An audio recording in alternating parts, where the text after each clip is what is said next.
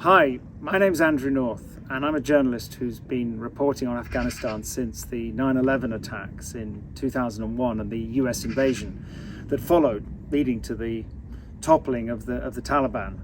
And I am really excited that Stanford's has made my new book, War and Peace and War, its book of the month for August. And this is a book that is partly my personal story of reporting from Afghanistan over all those years and the experiences I went through, which included a time when I was taken prisoner by the Taliban in 2022, just after they had taken over. But it's really, and the bulk of it is focusing on the lives of 5 Afghans who I got to know or worked with in the course of my reporting. And collectively, they tell the story of Afghanistan's cycles of war since the 1978 coup, the communist coup, that then led to the Soviet invasion and set off these kind of rolling wars that the country has been through, eventually ending up with the 2001 war that followed the US invasion.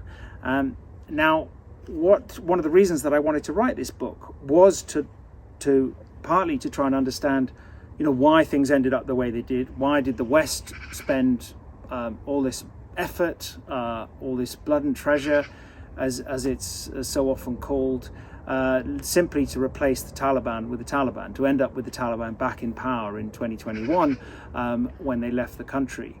But I'm also trying to understand how Afghans saw it, and that's why I focus on these people. Now, one of them is a woman who she was born as a refugee in Iran, in neighboring Iran, and then moves to Afghanistan with her family after the fall of the Taliban in the early 2000s.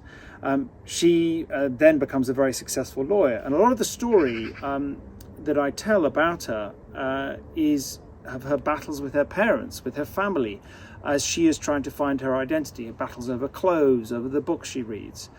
And the point is, there in the midst of this conflict, she is forging an identity.